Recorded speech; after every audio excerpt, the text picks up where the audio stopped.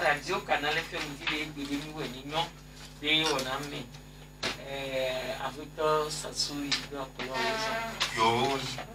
d'accord avant maintenant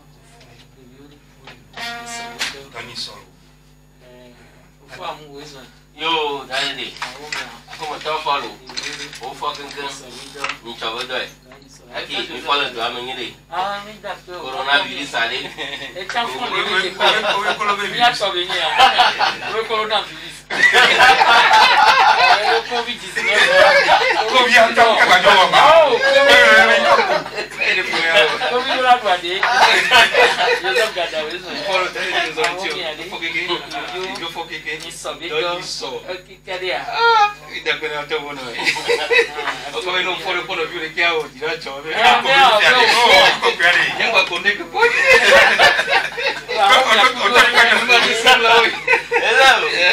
Confirmasi lah mereka apa. Jawab lah. Gue mau dia. Kau itu kan? Yo. Aku minta. Ni sabi dah. Dah insya. Mi dia punya nyanyi kau. Kau nyanyi kau tu.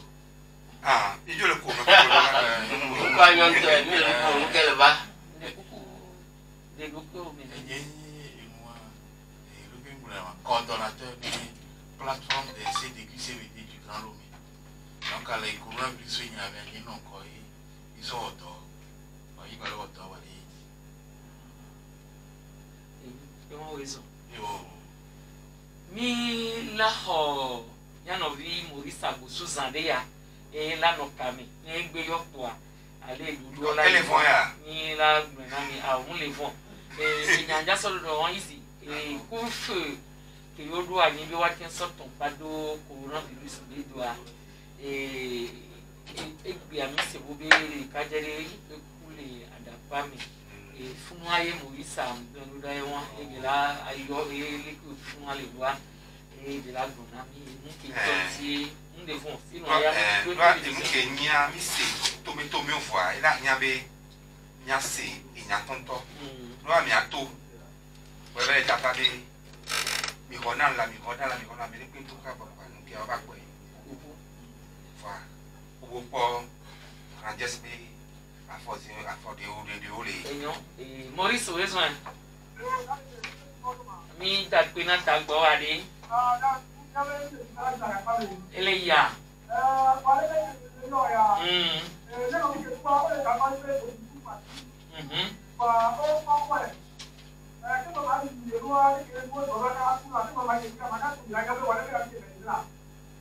O jáde ìzèrè ká.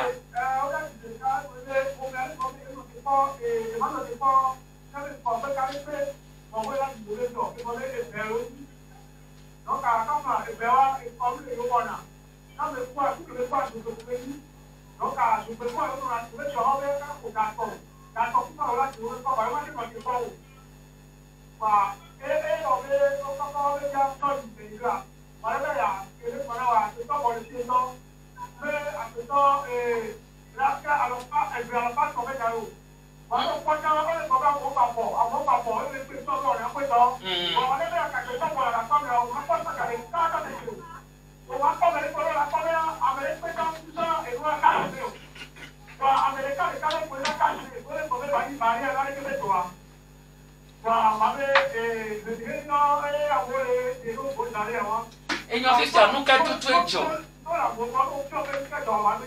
Bentina.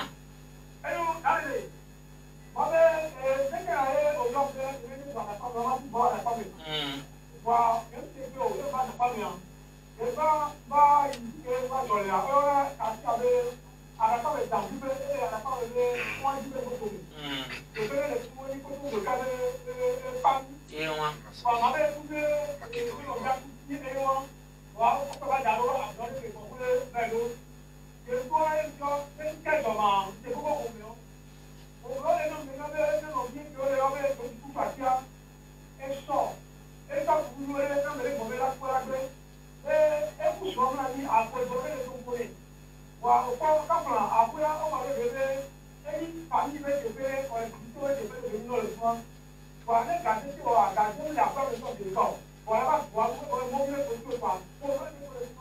Si on a gardé là, et pas que les alors vous dites. Parce que là, on a tout dit. Et là, il faut tout voir. Et là, si que là, il faut tout alors pour les chapeaux, pour que là, il faut tout à toi. Voilà,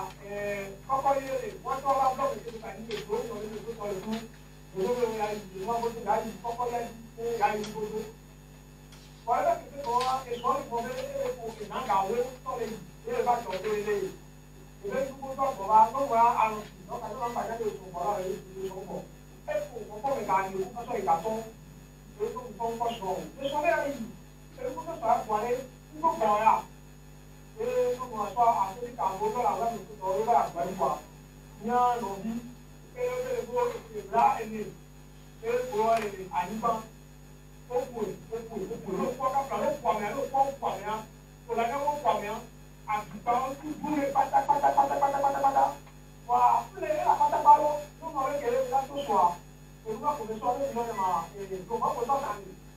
Come gazé de l'IA.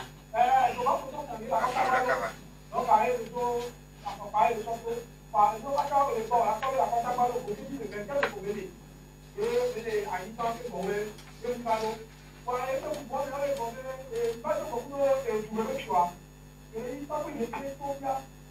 Il n'est pas fait comme les dans le corps, on était au palais, et moi, à mi à Benoît. Et les gens qui sont là, Benoît va y avoir, vous allez se parler. Et vous allez nous dire qu'il y a un peu de temps, et vous allez dire, tant que vous avez, tant que vous avez, et tu arrives à voir que voilà. Et que les soirs, et les gens passent, et nous sommes, au son, le pas pour les mains. Àti bá lọ sí kéré nínú ọjà ẹkùnkíá ló pé à èyí tó kọ abẹ́ máa ń jẹ àwọn ẹ̀ṣọ́ àjọba kọ̀ bá ọ̀la abẹ́ èdè àpọ̀lẹ̀ èkúrú ẹ̀dọ́gbé bàbá kọ́ló bí ó lè fún èdè ìgbà ìgbà rẹ̀ fún wà á lè sọ́kọ́ sọ́kọ́ fún fẹ́rẹ́ ní àgbélé fún wa lọ́wọ́ jẹ́ àṣoṣo.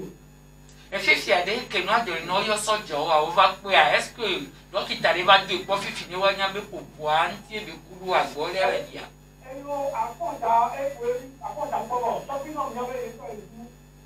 ọ̀wé pàtàkì ìṣòro bá tọ́ bá fi láti ẹ̀sùn lára àìsàn ìdúgbà tó fẹ́ àìkójá tó bá ọwé ṣébi àṣùwọ̀n tán lórí akáwèsè káyébá wà sọ́kítẹ́ ìwé bá lé kápùnà lórí àwọn ẹ̀rọ ọ̀rẹ́ ètò lórí sísọ̀jà lórí sísọ̀jà tó fi lẹ́gàjọ̀ lórí àwọ̀ léde ìbẹ̀wò pàkí sọ̀jọ̀ bá ó pọ̀lọ̀ àdàkọ́ òkú bí lórí dókítà ìkádà sí ní pẹ́ẹ́tẹ̀ tó wà bá kọ̀wé ìfọ̀kù àpárí àgbọ̀nà gbèdéke ìtọ́gbẹ́wà lórí ètùwé akáwèsè àríkà èdè ìfọ̀rọ̀ náà lọ́ka pé ní sọ̀dọ̀ ó sọ̀dọ̀ ọba ìwé kọ́ba tó ní màá dókítà àtàwọn wà pé dókítà bá jó kọ́ wà àkọ́ta èkó àwọn ìfọ̀rọ̀ èrúkú láti wà hàrí. Èèyàn Maurice àpé. Nyanu kàmi mi dó bàbá náà èkó mi. Maurice. Maurice.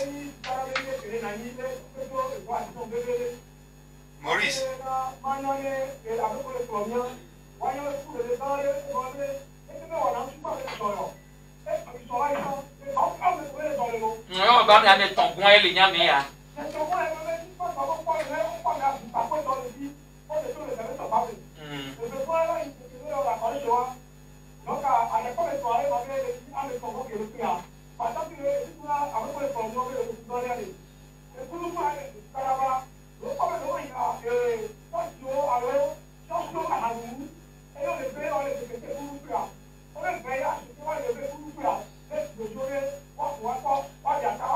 Maurice doit calmer, il doit aller à Jognade. Il y a qui t'a qui va les médecins du Gispénia.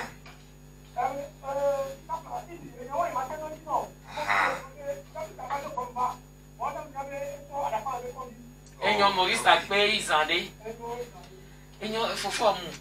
Enu kejo ala da pa me fofo ya me sorti fifi o ko pa me bibi ayi won o se nko patanya no bi nya da o to le ko o so nyanti. Yo. Tuba nya do baba na fuma. Do ni ne jo ma enu a edefu. Mo glo be jo do putu glo be jo za. Za no su gojo na. Ge mo glo be nyono bia bayi afoji ya fi no ale jojo ma kuvre feu be kame no ajo se kana na kudo indice ya ko le nani wa indice do le nani vo parce que le mien no via reportage me fia o le globo pour Rangers oui Rangers be dodoa soja o do na Rangers amoro to individu do cha o do na Rangers est-ce que soja ya ko le couvre-feu o we onu alo fia ko na ya dugla so we onu et n'avait question à que nous vient poser fier mais médecin à quoi nous va constat médecin légiste parce que alors que tu as le pas dans le noir bois docteur hamoé docteur qui me tourne à quoi va être à me accorder coup d'arrière on va être quoi de atteindre bromie à que tout le monde à ma docteur si a été honneur ni me dit ma gloire ni me déplorer acte à voir ni à 20 vies even vilebe ole diame akpata ole vile o diame akpata do no diame akpata fia mo kwate jaba defi mo kwate jaba po nu akutututu na wo ya ni nyanya be sojo ba nu lo wa ba no wa ten so ha wa ten fun foto no no ma e yo ba di pata fia mo ko be ala do fun vile na nyi mo ko no wa ube zugbeku Vanyame le beo ne kuzu on blodo adakami alo bekoto odinodo be akoto be afike inu alewa de pota chanzo guto we tepele tepeta o de tepelo ko di na zo guto voa teni yo ton pe tuari orora no ponjide ni wa yo dokita ko pona ameku kunene tokwe ya ni lo so ko to fia no va le ko ade ko la be awo be ne pe no le voter ya ko to exhumer na ko la to ba ameku kwa va le nya gbo fia inu wa ile si bebe o togun ani ani ni le voter ya ni to bola o la to ya cadavre yo la to ade la trotte fo ko la den ke joma yo me defani et non Joseph e noa pour me ko ji ni ato do do ba no baba fa no ba baba ko mi la do nene kuchama bla walo ni tu baba ni ko me ya ko be ko asije inwa inyam to ili fungi de amila jori ko bu ya yugo to kwa na ba ko le ba me ya kwa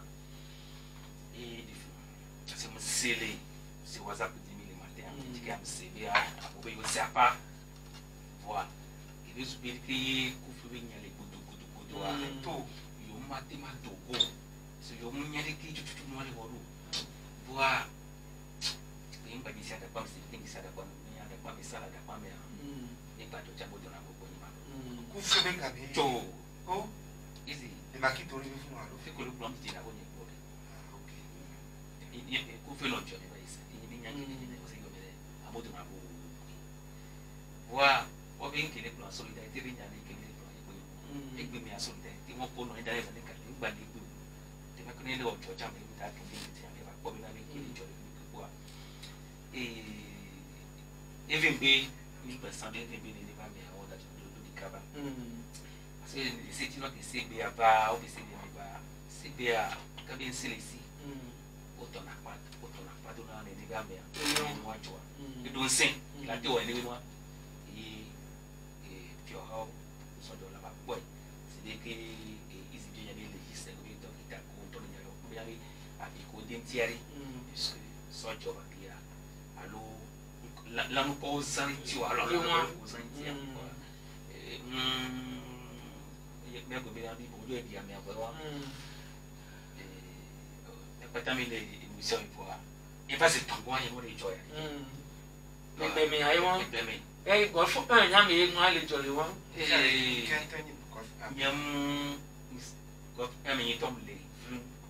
so le o for e ni no de ki mo parce que be ni temi so mo don so e be nya mo te bla kasi do fi ko so o te bi ni de come ya on to le quoi on to la pato no gazé de ko be amu amesia me bai na ni e ko to fofume gazé tamo na ni fofume ko la e ko eti eti mi so dia obe amu fonyo mo fon carton o da bai ngodoa so do to obe o mula yo pour la 5 quoi naka je me ko be na be ko fu ya enyu c'est vrai bien c'est grande on est pas les j'ai l'impression que nous devrions tout ce que nous sommes affin so that I said it what les tous et des fous ce y a les pas même comme les c'est quand même quand il y a des qui il y a pour le credoa il y a une sorte de il y a que pas il radio pour voir on bénit les gens des gens sont gens tout qui ya kan bi na ne to pon ko fili allo nam nyebe na be me ite ya me do no le wa de ya me do te mo ko lo le o le ya wa lo se ko no le no c'est comme là c'est moi 3 mois yo ou 3 mois wa 1 mois ya 1 mois ça ne nyem nyede ke mo ko tra ba no do nya ke blo la li nya am no na to kuno chala singa igom soja wa ejibi bi le la mono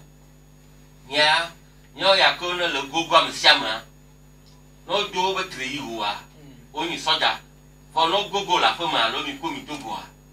nu ni le la mo bo no wa ogro ne soja wa amaga general yaka ne tro pogbo ne tro funfuno na comme ça serait ba na do mo jijore ke yan no be na mi na ivoa o ya no saji keke mu na ko e soja ko le de ko de twa me fia no a couvre-feu a mo soja bi la te o couvre-feu de c'est pratiquement mais ako soja gbogbo tawa o le de ko de twa me fia wa couvre-feu eni ti bi na condition comme on le couvre-feu à Ordo. On doit condition en tant que policier, gendarme ou militaire. On va statut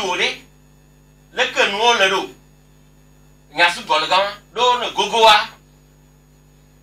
On l'a du clibo. Même y'a la globe, nous y a le canon, non, y a le canon, on va. A mais à quoi on y a un cogon là. Aje we no na nkuo na fofo sere na oduma na promesse de liwa wo no wa alo no va ivo mo tuni ro wa no wa da kwa akọgbọ no fo am nya ko be de ko la to te ku fu ya to etu gogo do le o le ku fu wa ta covid-19 ba be do ale fu de ko la to te ku fu ya le gle mu to e ti wa le si be so le bi on le tu ko me do ji ni dale de kwa mi so do kikin doa doko dio kafla ntoro amedi nko kwa me o ikondi ke o pana ami ado présence esprit toujours le docteur ni mo o mana ide kondi ko kwa me so yi ba to tampon o sati o ba da ti ku me lo to ti ke do ma to on y a to le fini so do tambe ke jo ni ni ya ke glo easy na ya le so jante le force mi janto a ti ni ko ya e kele jo ni bere ele si bi ame do le oni tasela o bere ame ta ye ko bi ana ogna na be ta ji ko do so ja ni o lo mo ya ire yo yak aro doa unité spéciale ye ni yak balé ni ya spécial eta beto Paulo. Eye kapunpuna ba me ko we di roda dua me ni wa tin wo to ani npa pu de ben ko lu eyan ape mi le radio canal FM di si jale ki nyo kata mi nye ni ya ke idolele abi nya va di dua e o dodo dodo ko bi wa overdose be moto o magba kokwame agobodi ho ye diru do atropo eme be amesia me ne no chon inu chon mo ti ku do no an ni be mo tre la ko kwa me dia mo to anto ni chen ame bi ya ko kwa ta ni twen wa inu an to ka to wo ku susu ko be yi ku gbogbo abali di kokoto e to vo ne won obe ke to be amedo wa san me yo do na wa ba jo wa yo de ku fe be ni adoa o ma gba ti ndu ajo e mo to cha wa be doa ma gba son wọ́n gbé lùdù àwọ̀ ẹ̀bẹ̀ yàgbọ́jú ẹ̀mẹ̀ náà mọ́ yóò sọ̀nà bí síbẹ̀ lórí dàrẹ́ kele ní gàdé bí ọ̀họ̀ bí yàn wà àmìlò ọ̀họ̀ tuntun gbọ́ntọ̀ lè nà ti pọ̀ fi wọ́n ń pọ̀ kí wọ́n lè fò dẹ̀ ìwé tálẹ̀ bá gẹ́ àmìlò ń tọ́ya ó ń pọ̀ dé pé ń tọ́ hàn àdé òun kì í tiẹ̀ mi pé àwọn ìtọ́ kùnú kọjú lúwa èyí wọn àwọn ìtọ́ kùnú kọjú wí sàn àwọn mìíràn lèvi ó dé égbè mi tọ́ pọ́nà sédè kúrè ìyàn bọ́ọ̀lì kan lómi nya de kuku no be nya ya ntware kele ni no bisi be programme ale le do deuxième tranche de nya de ke nti o monu di o la de ni na mi bi agbe ka dale bi ma ko be programme no bisi ya yi so pe ke professeur dale e ke me to ke mi no be coronavirus ya ba ko mi ami to mi wa de ko ati sitiro ni wa ati sitiro re ke to akia o wa do do ko na we na to me video le toko wana yo bona ndea ombati vale swasi tutu onka upowe la muki tumene liba moa komyo na we so le secteur informel me yo no fo eko we ga yo duna wa ko ka vele ko la kwelo antima wa so ki we no bisia soba wale ki we no bisia ke ngwala kwa ko me me inwame ne rero aswasi e jibo ro ito go bikido ya me winya ro ito go bikire to go wani magia na ito ko wikido akota o mavia e o lani ameke dodo ko do ya ele na be na ne ko pona perika o mate ko ka do ti no me ko e ke no me shara ki swasi o la no ame prefeito du golf ku do ora so kralo meme nka che bo be kralo me ao e ko fi to kwa ke ya kralo me dodo ko wa ele tiro amoji so ye de mi so ku fi mi ya be de sokode yawa lume imale tira monyele wo lume do a change ko mi so wa ne fu kakala fu ka tren ku mo kwa ko nya no bi ya pata o ina ho ma to na wi to amuru lo to la fiduwa ma tele to amento e no so kra lume atempo wa ba temble ko la wa ti trasi ri la wa su ko bu to si bo we amo ho tu ba to fe to cha ame nyo ho tutu mo to if ya de leke dodo antoli looking well la dodo ame do gbo be ke yo ono do da o gbo be o so garu da no jina yo message abava yo nko gale contact yo ibe wa be ko go we gale ko no jina yo leke bi do ma problème opposition 55 on la to no be no le éligible e katrati no chila ho ne be ga wala ko be sandia e ka e fana kare mo la to no be éligible ga nko no na ka e ba fana wano owo bobe éligible ati ko kan wa mu le swasi wa wala ti tro 855 bona no kui ano ka so yi mu pa ko wala ti o réclamation no ko wala ko kan mo wanto na nya 855 ka to tro yo na mi la tro bio na no we ki wo po ifo malheureusement mo role ya amo si wa be ka to bi numero ko mu o tele ko de ki ga o amo role ya mo ba ko wa di wo ba de futu wa ko ma bio akota uma viu o filme a bem o mte ko ura mo runto timbe ko no ko le suwasi wa no le yeji o le peru le ba mo ji no ate ho de kire eka wa fe kwa cha nje ko me ko o gbonyare fi fi 850 an tro yo na me o we be ba tro yo ba me ka mo le na mo yo kuru mo ke ki wo reclamation e be o pa ti tro yo la ti tro yo fa la bi nya wan to la tro yo 850 la tin yo 855 855 ela tem o número alo ko se inscrit o inscrit o no no wa kambo wa o tro yo no tro yo no nya pour la compléter Quand mais d'autres les sens les nous. Tu sais est-ce que mi kano di be de no no tro pas de 855 a créé on américain s'infiltrer de mi alom pirater wa ma pro tout bon le wa ya donc a maso uli ole voilà quoi be de fait qu'on pour le officier wa voilà au fait moi parce que ton pas de début amoko chaka mo tout ba wa te ko ko me e fait quoi ya pas fait quoi èèyàn fífi àdé dé àmẹ́kò pátá sí àkọ́dà kátólì yé ó lè fi yàn lábàá ó lè dó òjì sí tútútú yóò wá tẹ̀lé gbọ́ gómìnà gàrí ọ̀rọ̀ mi hàn. màá bẹ ngbẹ̀nsádé ẹ̀ bó sọ àkọ́dà ọmọ díà ẹ̀yìn pé yín kéye ó lè kó wa wọn kọ́ ó lè kọ́ lè jílẹ̀ mọ́ ó gbọ́n abẹ́ lè dìde ẹ̀mí náà yín ó lọ́kọ́ ìtọ́kù gbọ́n àkọ́dà ọmọ bí yàjẹ́ èyí ìtọ́rọ̀ lè àná ògùn lọ́mọ àti pọ́kọ̀ wẹ̀lẹ̀ mọ́ wà wí ìyá journaliste sọ ni journaliste sọ ní kan yóò mú mi àtọ̀ àkàrọ̀ mi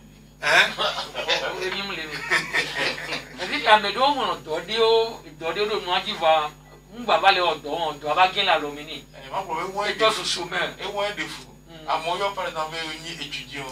yóò kọ́ na ẹ̀ ti sáré yóò kọ́ na bó sáwọ́ ẹgbẹ́ à yóò pàwé la kọ́mẹ́lì ọ̀nà púpọ̀ wá ẹ̀ka yàrá ń tẹ̀ pọ̀ kọ́mẹ́lì wọlé nìjì wà ń gbọ́dọ̀ sáré àbẹ́ ìmọ̀ fà ń pàtà ó ń tẹ̀ bẹ̀ soso kékeré ń bọ̀ yé ó tó ẹ̀jì. kèmí náà yín ló fi fífi àyèfé gbọ́n tásùlẹ̀ gbọ́n mọ̀ tó ẹ̀kọ́ wa. ẹ lè bá wà lóko làkọ̀ yà wọn ló gbà tó tán gbà lótọ̀ condition ló gbà léjì. fífi ọ̀la tẹ́ ń pèrò mianti la nya condition wa. má gbọ́dọ̀ bẹ́ẹ̀ n'o la xɔ pẹ̀kọ́ ya nka wọ̀ la o la gbàtọ́ fo 855 wọ́lá wa steris wọ́lá wa tv 855 lamega alansi. lamega yẹsẹ wa. ee wọn. n'o bɛ lancer bɔ quoi elle a bien deux ya elle a bien option est-ce que o le éligible n'o le éligible a mon ne se fi a mi le bébé n'o bi o confirmer a ba y'o gbàtọ́ inscription. wọ́lá bi o numéro yẹn bi NSF ẹni nọmba de le yabi kat akɔdɔmaliya nọmba kemi nana n'akɔdɔmɔ ɛli ta mi le seri ka yóò na bi NSF la yóò la sɔ confirmer n'o sɔ confirmer bɔ kpɔkɔ galama nɔ wa nyi bɛ galama nɔ seri kɔ n'o o confirmer ya yóò yɛlɛ so ka kemu xɔ gasa supposons bɔ xɔ ga le premier bɛ yi donc ɔla bu kɔsira fi oui 16 donc ano owó ɛdzi sɔpɛ yóò wɔ ɛgbɛ ya gama te ma kɔsira fi. Voilà marqué les gamma va nous dire. Voilà on qu'on veut confirmer pas bon. Voilà mais on valider. Voilà on tenait considérer via soupa et galava. Le 16 est voilà. Là-bas. Wa numéro ya popua, ya de kupune amobena, wa cha ko wale nomba nyuri, no ja ko afo nyuri. Parce que no otagba. Yesu c'est ton pas bon. Il a bloqué. Wa de bloqué ya. On m'a parté en confirmation que on a pas trop inscription on a pas trop état moi to go go tout bon bakia on a trop to dit et no ja wa ja numéro ko so tout bon toi et dit on l'a pas wele on a trop numéro et ça me do gnombe que yo ja be mo ni ko na ko da bi noa yo nto yo ndo number yo sa me bube numéro de téléphone so da ro no di ya le ke ni ba me wa de ola c'est un ko ja wa ko da o e ga be no ya o na sigbe nonye ta inene e andu Téléphone. e so api téléphone so beti Pe so be kata wa bo kwa. Nya ka ni a téléphone la singi. No nya téléphone mo si. O ka so ile kata numéro de téléphone so da ro no to. E ko so. Kata ni. No ya ni. O carte numéro de carte c'est personnel o ya me chame toy. Amesia metoye ka numéro si tu as no on l'a envoyé garo da numéro de téléphone dina wa de mule et non muzana numéro de téléphone Voilà encore toi. Ne musana wa no go pour 855 quoi. Et puis on a benani numéro kajiro so ka so ta. Wa me keji okado bena me hoka. et la son naïa Eh ngebe numéro la na wa moro tona na numéro tona na me son téléphone na me ku o wa ne kwa. Amantola wo so wi ni azi o fi amone ni gbogbo. e ke nya so pe ni ti aje be ni so abitamu ministre de l'Intérieur ngobe téléphone de cas mate ho e ke nya so pe e won il y a des téléphones de kama ke ho wa mi ame ni be ntam éligible ye mo ho ye e no nyicha nso ape numéro ye na le ke ni a ero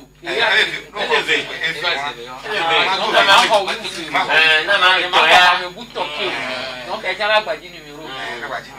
èèyàn fífi àmìlẹ̀ pọ̀n bẹ́ àmẹ́kọ̀ wọ́n bẹ́ àjọ bẹ́ nù wàlẹ̀ zọ̀n àwọn ti di lùdọ̀ bí àgbèrò wọ́n mi yàn bẹ́ àmẹ́kọ̀ yìí nà sí mẹ́lò nà sí à àmẹ́gbogbo tọ́kìnyẹ̀ yà ń tọ́jọ pọ̀ wà ń tọ́ tí a sì àhómi wọ́n wàlẹ̀ rà sí o àmẹ́kọ̀ tẹ́lẹ̀ dójì léyìí bẹ́ wà bẹ́ rà sí à nù sàsàmúlò lọ́wọ́ ṣùgbọ́n tẹ́lẹ̀ tó léyìí o wà ó lè kàtìkè náà náà bẹ́ yà gbọ̀n ó lè kàtìkè kàkà 5,000 francs.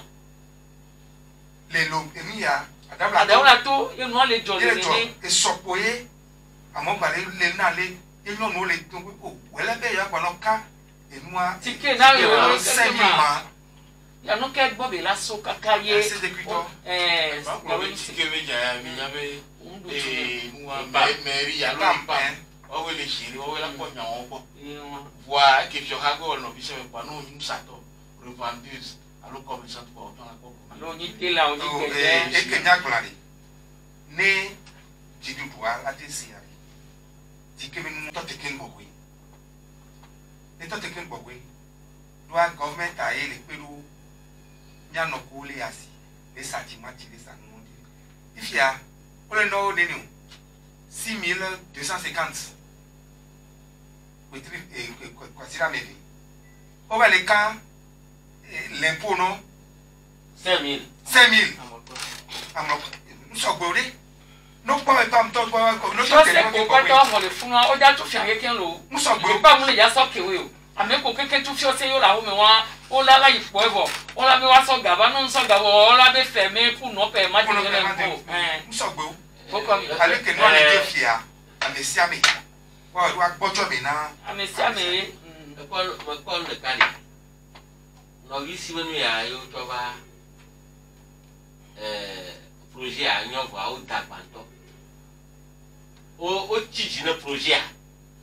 o ma étudier aspect aspect boto na projet anto que tu vas no oui allô de Maurice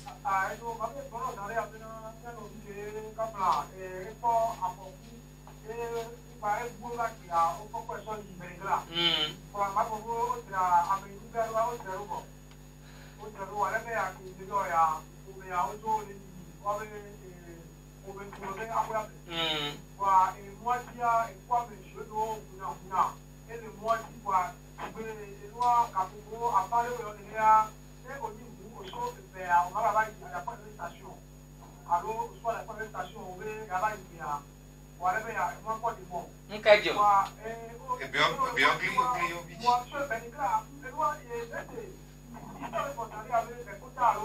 Abe na ameku ozogbe ku abo mdi na robe kuta. Aha. Bo.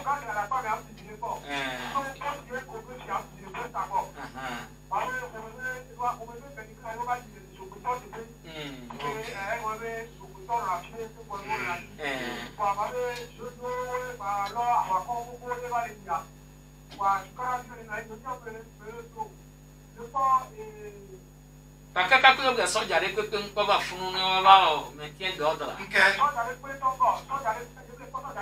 Mhion Ya fi sia COVID-19 be dodo ko be wa demora me no no do mi ale.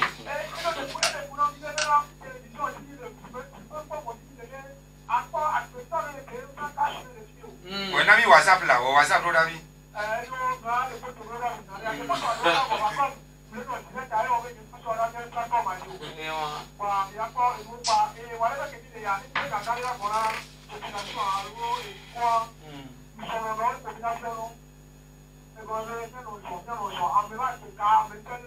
Yo ape. Ape no Maurice o nyakimaki bio tonton Avec to ko nu ko abeto ko no re ni bi kakame yo je je ntasha ko be kakame lavo ese jele le ya ma probe egbe yemu pa to yi wa ne to be o tu ma to yo ji a ho fe ko o raja ba la confirmer bena a confirmer des intrants kana mi demain o te que bi ja ji avec qui peut prendre parce que ne qui peut quoi même demain va y voir amoko quelqu'un confirmer wala tout wa ko quelqu'un et moi donner à mes base de données. encore bi ya ba to yi ko to won kikira na ba moko kata no chaka no wa te dole mi fifi amoko o fi mo be mo ko to wa a partir du 3 mai fifi wa to inscription son no wa te ko wa ko ko be ni o programme Si ya programme o be wetri ton joli ja welu. and that day ini no ba ko na mo ya ikon ebe na ikon le bi no ho ka première tranche agba ki we aton ka bi kin gbo we des tranche et la famille afika ko je deuxième tranche à d'ivoire neni be o yato anko keke we ato la confirmer dade ta confirmer o la nya be o yo le deuxième tranche abi ho mi non te we na ava me le ne 2 su mai ke we ato ana wa bo be la ba no il ava no 2 mai lo 2 mai 2 mai ke wa ne we tri akwa be keke ju gba gba me ko pata o ma confirmer dade be yo le do do amo wa o la tutu ojo o lo bi ya wa tro ingo to na gbagbe o inscription o lo de confirmer o inscription ata mo ko fi o mo ko to aba 3 mai kwa o ya troba toto die won monsieur wa no on te po ko bele tutu panto amo moi de Charlie donc ka tutu mo ka fata no ba ye won o la o ya tra no ke no ko nyarele timo ni amle oto na mi do me ko le timo dio e kale no adi no fon te vele ko Timo ne ya do problème to e do problème de ke wa le do e ma probe wa o lo to kwa puto agence o ma lo to ku agence e de bi wa te no wa te kanu mi asa mere yo mi so le tu na be e wo no ba na kwa indo kutu ke ifuma otro e em se nya mi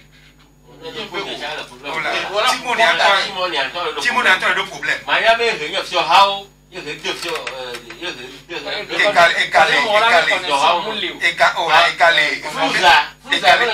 ekale mo via bena mo fonte le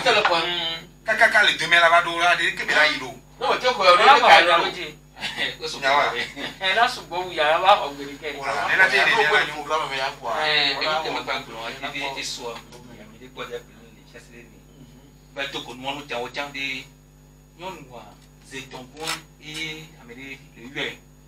le ibe number di ibe telephone di wa mento le amele ne code ele pokoda wa ka fa nyon o chang cha kizibe cha mo di no chudike wa ibe amele yoi ze tongon ya ibe de mo no de obi ne wela be yona numéro code le 99900 inde ko le be ne code le programme no bisiami ala be no ko pour owe koda ko esi go so any step ko do muki kan sonne ya mata donc ça fait on le met o ka bon to su gbogbo de aka ça le profiter mi e ja mo do la no claim valeli no po le ba mo kwa ni o da po e o amoro le kwa mo la o ba na mo kwa ola mo so ka tu ya pe o de la photo akoda o malia e na mi le tro mo be ni bi pe po le ba mo kwa ya po ji si mi na ni so jo anya na si ba ti su aka ele bebere ya mo no clever ne amere we yo kle jo nyawa ko e no to ke wa si be criminalité be ni e ora te me won ko we le we ya wala le o fe wala lo fa c'est de neni be ameko be numéro fixe ho ga tutu moi o te mva de no me won to le no me si aye be to ga me ola tro inscription ade ke to be we ton die programme ale ade ne o je mo de me me ade ame won ola tro to e go me no wa ola tro we no kiki ola ho tutu mo ku fi ola wa ya e ka mo ho ba ya e gu fi ha ela wa to sunki àwọn tó ja chesi o keke ola ti ba la ni fo yo la le o la le lo do ko no ba ya fi pa fo fa o yo de la si wa oh yo gar que mal le voir me dit na globe programme no bisia nyo wa nya fi home bojidi o do so nti ton pa ju yan de kan bo lancer o e mi po mi no bi se mi ja to nya ko gbo tu gba no bi appliquer no wa e ko be se mi ja to wa do wa o tu kana lo whatsapp ku du no menacer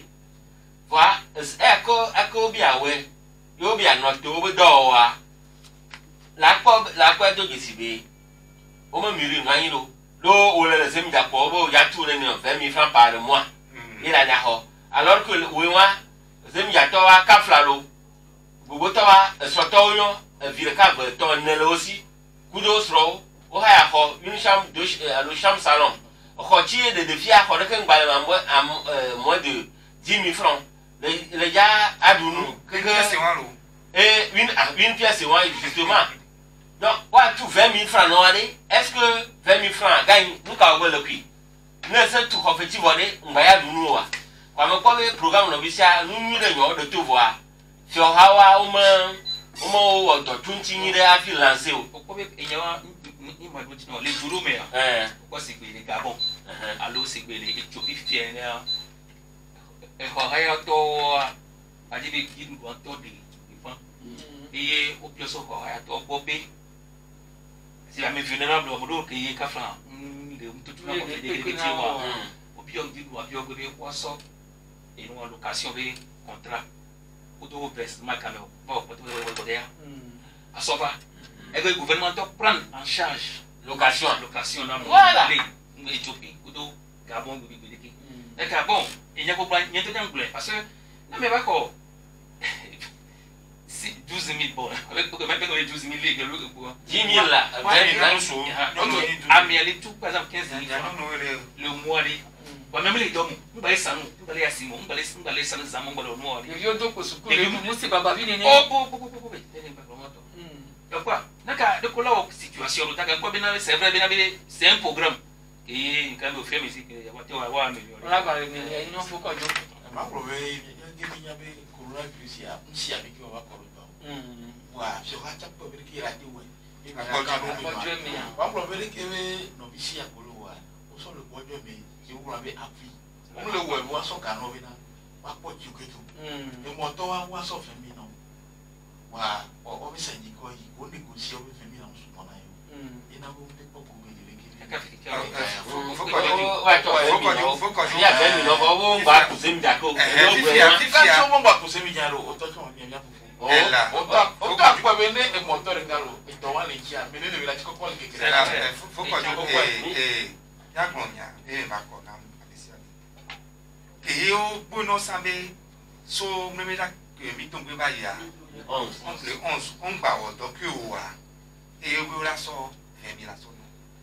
if you auto akwe kakwa we o de odo fa o wa tun kashmir femi la de o la gba no kia yo se ayi won doa e do ke o ma ke o e no o sa gbo ju mi no if you want to know do fa esco la gba to so ka so no kia no ma no bi se kula ko ma problema ri ne do no ko la wo nya nya no se wa cha nya ma problema mi a ko chi mo bo wa no bon ba na kana le 11 na ka so ile 11 mois il on négociation pour wa te lo femi la ko gbe e na mi la ko le to ho mo wa ti ko gbe wa ko femi lo do ba to so mo na mo wa ji music wa to protéger ata e ngom se se wa na nya ne ni we body dale ne nyama le sem ya to te fa mesure ya ko wa sa protéger mi a respecter voilà ni me dit 20 000 francs yo ha be bio 20 000 francs na ino no wa exige bere na ma ja ku mo sem ja ma cho nu se cho nu ameke la ko cha na ma do gan ame akecha ma ko wa na ma ko ba mu ya na ma se protéger no wa ma ko na ko Rwanda mi Kigali a eye Kagame imposer casque be chocho ga ma mi cho na casque le geu fo eye Kagame imposer a même na le ja do ezemi ja le Rwanda reflex tutu ganyo wa me akene ja a do semija enyi bela to sina ko casque amegugo to wa no ja to le wa fu mo kwa o to na casque la si e si obe e fi ale akeko wa imposer casque na mi wo sensibilisation tun ti keka me si ame gbe fi na ko ya au moins ame de pepe na kuna mo ya e to na casque no sensibilisation on emi no imposer mesure ya ko ase ku semija une activité faut amu voile nya yo pata mo la ten susu bi amu gbali a omle chonka si no vo gbali blawa no no ito mo dia me chala e wa be evale nele so jawa odogbe no a appliquer mesure ya que ni mesure oh non c'est l'action sociale non ouais mais pour la tina metarika le possible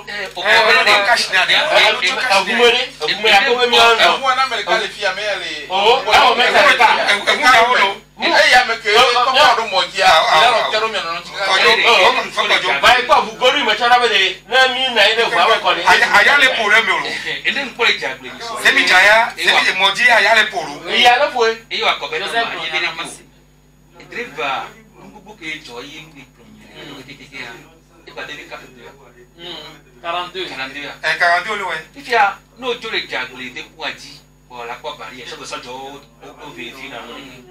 o do pointi a o diamo et moi même tomber le moi mais il est calme encore et à maison quelque côté soit dit quoi oui regardez on to pour le blader on to m'appelle on to passer janto pour le blader on a tout à fait non prendre mesure restrictive ya kebe twagodoa no chale nyame ne blame sojo po ya on ngblome ha di ke go sojo po po go di amu ke bi di pa sojo po ave ko be soe bi to ko me sojo e ka se le problème ko be da ame koko tonte ya kas e bi akas ne a oni ni ne rona dragon mi ni o le koko sojo po ton rona mo ti ko to sojo ko ba di ni no ani vele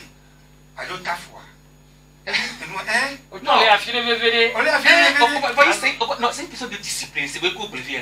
Parce que syndicat, on est là au droit. Syndicat comment? Syndicat des chauffeurs. Oh, on est là tourne à mon bébé. On va pas syndicat le mot dit quoi? Olé. Pas là le très bon. Ane ako no na ne ho to ko waso na mo le bonya. Oya Mary gbe. Yes, c'est ça. Mary gbe o ma go waso mo la ho ga. pas ajouter ya Oya pote. Voa ko so na lo me waso na mo go la do péage. O le funu gade gamiam so e. exemple de Rwanda e mo na fili. Ma te cousin mi ja ye ma no blues mo ye numéro que ma na fi wo. Première condition est no po et le quoi mo va le zemi ja va le yo ye Quand on la nya me ke yin zemi ka to ko ke yin personnel. Ko le quoi mo ye so be numéro mo do j'assure le wa mo do numéro le fi wa parce que on ka on a le Rwanda non le mais syndicat au bloqué na syndicat au puni na donc à le syndicat au prendre la mesure ya kobe yo ba tera wa on ga ba jinya na yo no one wa donc à nous on va te ko ba no di be ni mi professionnaliser zemi bien ouais syndicat Parce que Kafla a voté domaine. Oh là, on joue à 5 heures. on a dit que va y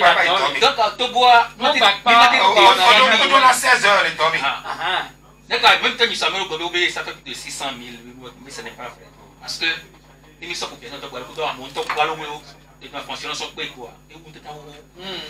ne va pas prendre la télé assimiler il y a mis les blancs pour le sorry mais il n'y a pas de quoi il y a sur la radio le mille à l'école et mais là des navis mais bon pour aller à ce que pour sortir que non non te permettre na moi qui ane ho be so pe cash me ane ho ba si ame todina Il y a des femmes tojo les filles. les l'histoire on a chiffre na et je ne vais pas si ça fait 7000 personnes par jour et visiter et 10 millions de recettes par jour. 10 millions de recettes par jour, les Kéjanawe. Je suis sûr, parce que nous ne pouvons pas dire quand il y a 10 millions de recettes par jour. Et et au même moment que nous avons on dit bien, on mesure, au moins, on n'est pas là. On est toi qui a qu'un bon. On n'est pas là. On n'est pas là. On est pas réduit. C'est comme ça. Comité qui n'est pas adjaré. Nous tournons avec un peu. Nous sommes on a voici à 9h à l'eau. On a 16 heures. Déjà, comme un bon matin, ça nous semble que. Alors, quand nous avons les hommes, 17 heures, on va faire la semaine. C'est ministre de l'administration territoriale. Tout le monde nous savait, nous avons trop et pas parce que on va le faire aussi.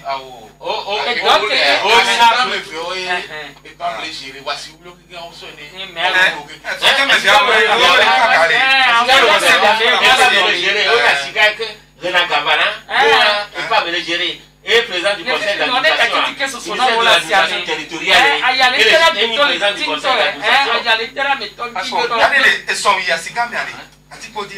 Akala ko gani a moton fote fote no o le fone ko free a chan ko fo ko no be no da sotike ni ya o kwa o la gba na mo on est pour 16 heures yo ku peli 15 heures ye bo pour 16 heures no mpo ti agbon wa o la ka 5 000 non c'est bien ben yo boy de il faut nous que il y a des mesures que les qui est mon vicieux pas bien pour dire mais on va de ce soir il quoi parce que non le a soir amélioré non le c'est pas nous et donc il faut que n'y ait gamin tania doit l'autre n'y a pas 5 ans et toi le fier et n'y a donc pour bien n'y a vécu que mi pour ni bien né ou kajade les opo les adapa me won opo les amia tuku adapa me won o nu me kuku so inti bo nko de akontare pepe so enti ni wanya no ke tutu gbo be so e be ko va po mi obe yo mja no te ko ji dudua ken gbo we wa be yo wale de ko ko to ko wan to so wa me kwa o ve di le fifi mi a nya vile le e kwa me ele ni adapa me be e fi abe togboyovi e kwa ogba wa de nume na mi chance do no visi be programme abe do fi gwanti ale ke ya me ko pata le do mi ola tin en confirmation ke ngwe we ke ni la ji abe nge ke bi kon la ba yi ni o mi tin en confirmation wa nya bo la ba tutu a ko numéro le mentia ke mi le se fifi kwa nya o we trivi a o 855 a o la mega e mi poro da kwa no o tutu kwa o la bi a confirmer no mba ke la kwa ko da ka to liwe tamea eye o la a so confirmer kwa et ne ko hoga tutu bon ko considère vioa on la bo le confirmer ya dare pour gamja ba zeriko ne considère via ego so pa egalaba no adino Michel to nga gba kudo to ma da te bio no mo da to pia jelo da kutala na ni la to se ona ya le 3w.canalfm.com dit Thérèse ya de dimension on le de mutona ne mi YouTube dia ni la gba ko ona ya bai